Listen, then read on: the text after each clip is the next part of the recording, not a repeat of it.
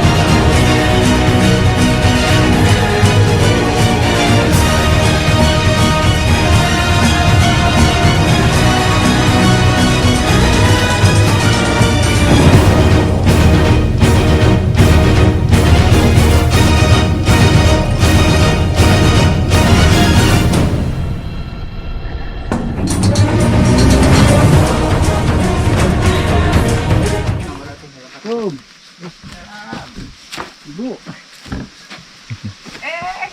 Bu. Aduh. Mang, punten. Mangga. Ya, di situ ya, ya. Mangga. Pak. Maruli di mana ya teh? Biasa, Bu. Biasa. Oh Iya. iya. Menuju Kuriat, Bu. Nggak ada malah saung. Saung aduh itu hasepnya di hawunya tuh di itu di payun kumaha pada di dia wae. Muhun mangga. Yang depan, bawa ke sana ke sepuh. Punten Abi, tamelan kan jadi sepuh. Terus sawios. Da panginten seueur kasibukannya. Bukan.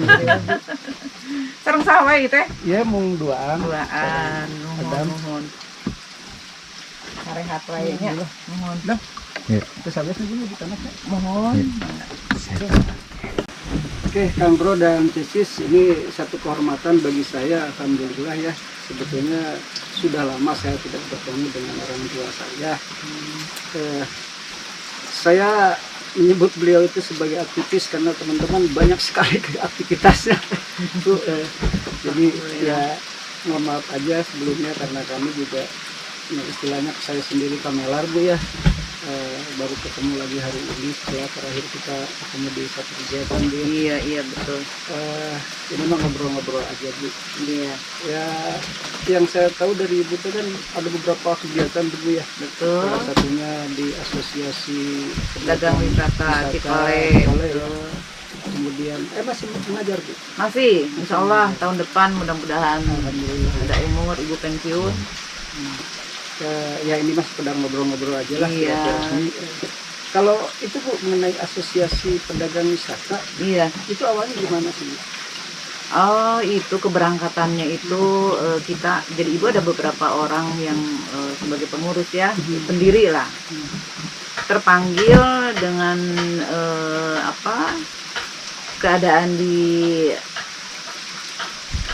sekitar warga Cikole yang notabene mereka mencari penghidupan dari berjualan. Ada beberapa kendala kesulitan terutama untuk pemodalan, untuk penyediaan barang-barang yang dijual. Nah kita sebagai pelaku usaha juga ya ada juga memang bukan sebagai pelaku usaha jadi di sana berkecimpung lah tadi seperti yang Kang Dapon katakan berangkatnya dari aktivis dan otomatis terpanggil gitu ada kepedulian sosial jadi ikut bergabung. Nah di sini karena melihat kondisi mereka ketika kesulitan dalam hal permodalan, nah kami berembuk jadi para pelaku usahanya sekaligus kita sebagai aktivis bagaimana caranya untuk mewadahi kegiatan mereka, kebutuhan permodalan mereka yang bisa disediakan oleh asosiasi. Itu. Jadi awalnya mah biasalah dari obrol, keluhan yang kita tampung dan kita berembuk, akhirnya terbentuklah itu asosiasi. Nah, namun demikian ada kelebihan di asosiasi ini. Selain bergerak di bidang usaha, kita juga ada kepedulian lingkungan. Iya, karena berada di kawasan Cikole yang kata orang kawasan wisata dan kawasan pegunungan yang sumber daya alamnya begitu kaya. Nah jadi di samping itu mereka juga mengadakan ini semacam pembibitan pohon pinus. Pembibitan? Iya. Jadi kita penyemaian, pembibitan, kemudian nanti karena katanya sekarang sedang booming, sedang dibutuhkan ya untuk pohon-pohon yang pohon keras istilahnya. Jadi kita juga menyediakan dari anggota asosiasi. Barusan tuh yang pembibitan itu dilakukan oleh pedagang-pedagang itu.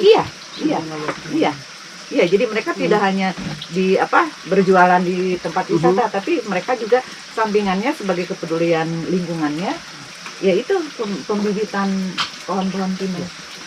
Terus ini Bu yang menarik, ini kan pedagang wisata itu. Iya.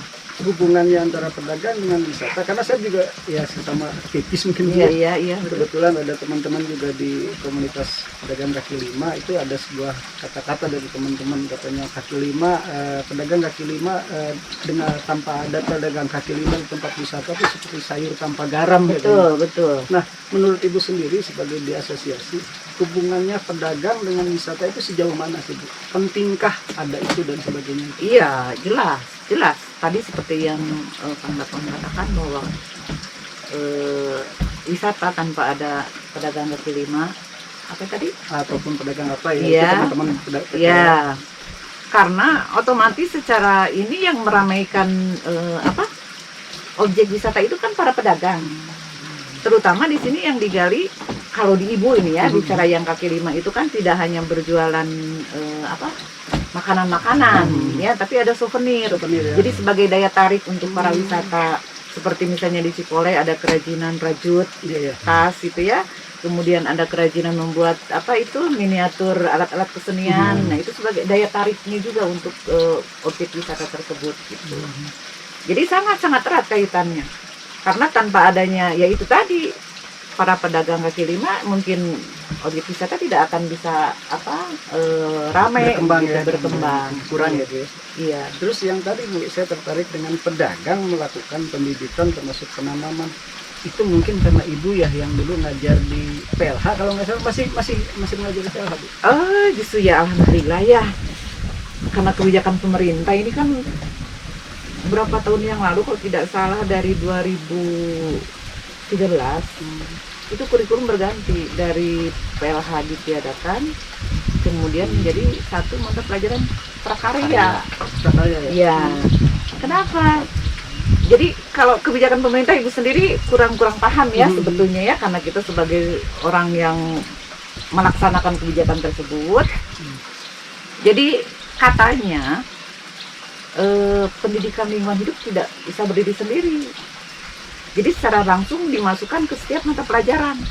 Jadi baik itu di sekolah ada 11 bidang studi, semua itu dimasuki. Jadi otomatis matematika harus ada pembelajaran lingkungannya.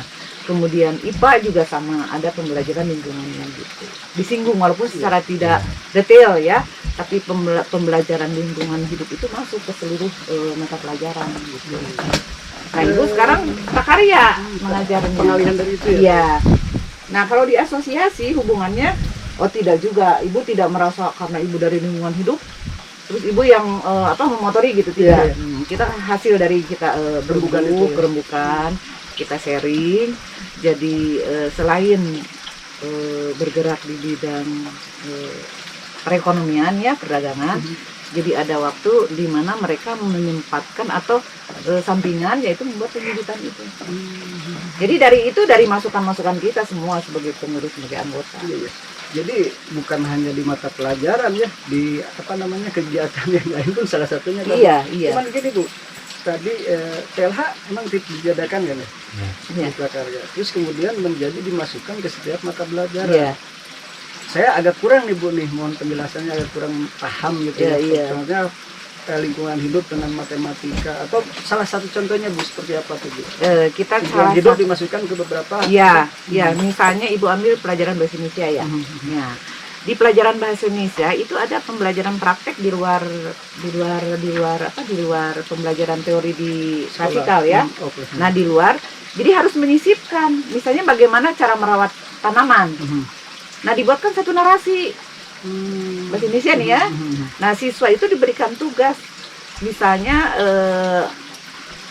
belajar di luar kelas.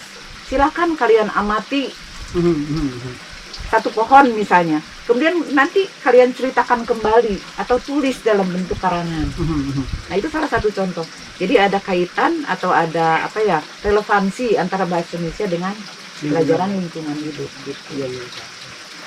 Terus kalau itu menjadi dimasukkan ke setiap mata pelajaran Bu ya, Iya, sejauh mana sih pentingnya lingkungan menurut Ibu ini? Iya. Menurut Ibu, arti penting lingkungan itu sejauh mana? betul. Karena tertarik sih ketika lingkungan ditiadakan, tapi bukan berarti memang tidak ada, justru dimasukin Iya, itu. Iya, iya Sejauh betul. mana betul. sih sampai dimasukin seperti itu gitu? Iya, kalau menurut Ibu itu sangat penting sekali. Sangat penting ke lingkungan. Karena kalau kita berbicara secara ada istilah ayat Al-Quran dengan ayat kauniyah. Ayat Al-Quran bagaimana kita mampu bisa membaca ayat suci Al-Quran. Tapi ayat kauniyah ini kadang dilupakan orang. Ayat kauniyah ini yaitu kita harus mampu membaca kondisi alam. Kalau belajar Al-Quran, maaf ya, sekarang ini dengan waktu 1 jam 2 jam sudah bisa Iya, ya, iya. dengan era digital ya. Tapi untuk membaca alam sekitar ini kan diperlukan pembiasaan. Ya, Ibu karena Ibu mengajar ya, Ibu melihat tolak ukurnya siswa. Iya. Siswa tidak akan peduli terhadap lingkungan manakala tidak dibiasakan dan tidak sering diingatkan. Karena kalau kepedulian lingkungan itu bukan pembelajaran hafalan. Ya, beda dengan IPS misalnya PPKN dihafalkan. Kalau lingkungan ini dituntut pembiasaan. Mulai dari diri sendiri, keluarga, sekolah, dan lingkungan sekitar di mana kita pada waktu itu berada. Nah itu, makanya Ibu katakan contoh kecil. Kenapa lingkungan, kepedulian lingkungan ini sangat diperlukan? Kita tidak perlu bicara lebih jauh lah, masalah yang terlalu besar. Sampah saja. Yang sekarang jadi topik permasalahan adalah sampah. Munculnya banjir di kota Bandung dan sebagainya itu sebagai dampak dari sampah. Nah, bagaimana tugas kita sebagai individu, Ibu sebagai pengajar, terbiasa dengan kepedulian sampah saja dulu. Sampah ketika kita selesai makan, sampah jajan, sampah itu harus dikemanakan. Kemudian action kita harus seperti apa, gitu. Makanya Ibu mengatakan, Ibu memberikan contoh satu saja yang ringan gitu dari mulai sampah. Kan otomatis ini kalau tidak salah ya, dan memang kondisi saat ini alam sudah kritis ya dengan kejadian banjir lah, bencana alam. Mungkin itu salah satunya dari kurang pedulinya kita sebagai manusia terhadap lingkungannya. Gitu. Karena menurut persepsi Ibu ya, pemahaman Ibu seperti itu. Makanya Ibu sangat menyayangkan ketika pendidikan lingkungan hidup ditiadakan. Ya, jadi contohnya sekarang saja Ibu di sekolah, melihat kondisi di sekolah. Jauh berbeda ketika ada PLH dengan tidak ada PLH. Gitu. Salah satu perbedaannya Bu. Ya itu, kepedulian anak-anak terhadap sampah. Karena ketika PLH ada berdiri di sini, minimal lah sosok Ibu itu ada guru PLH. Oh, mulai tertanam Nah, sejak itu awal, mulai, ya. nah gitu. Jadi itulah.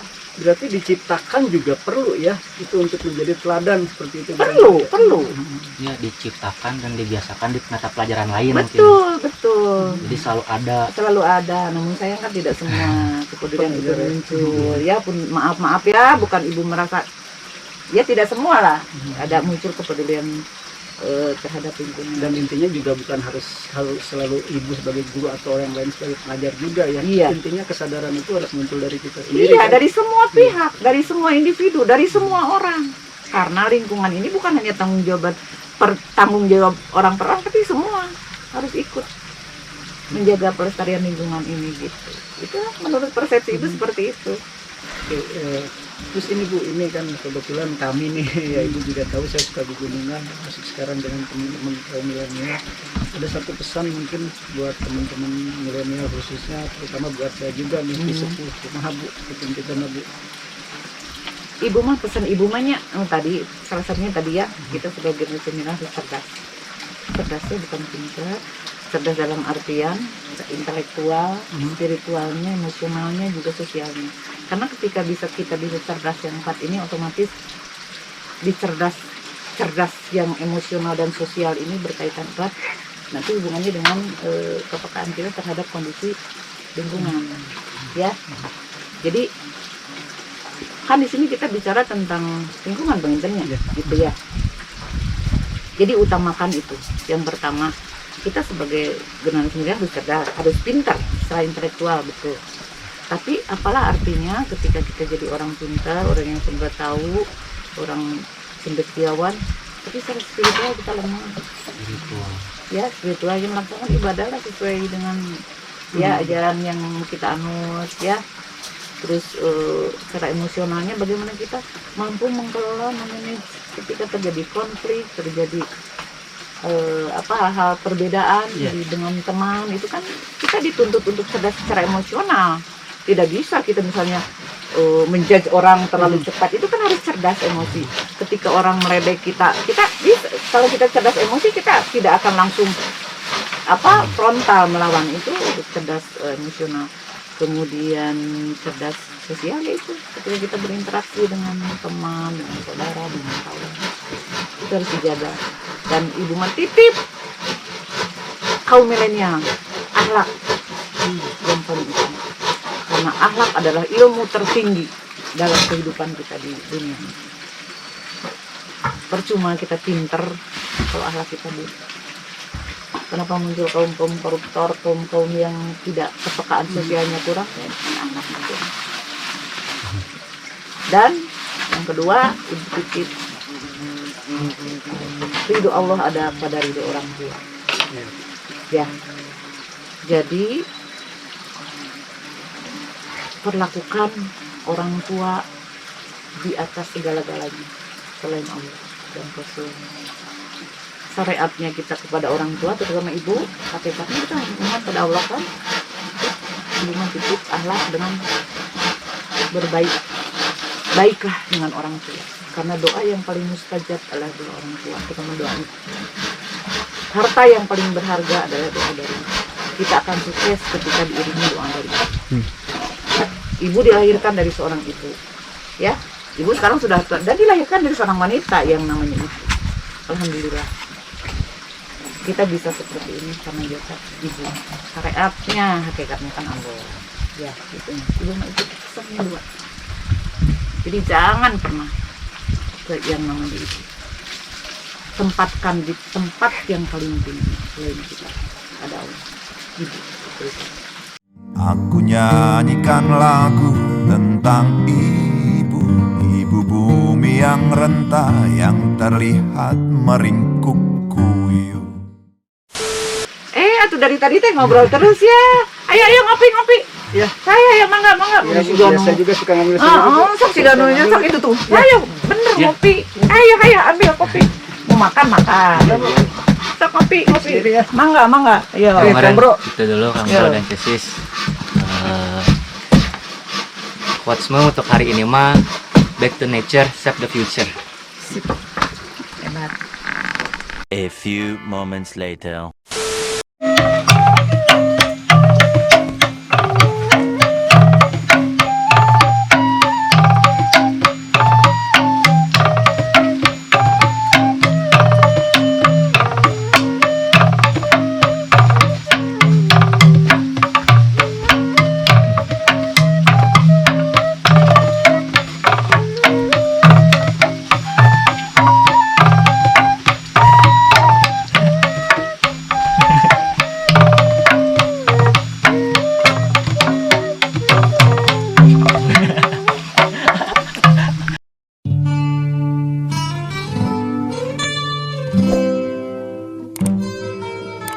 Beraja Bu ke Kelapa Sewu teh 8 jam.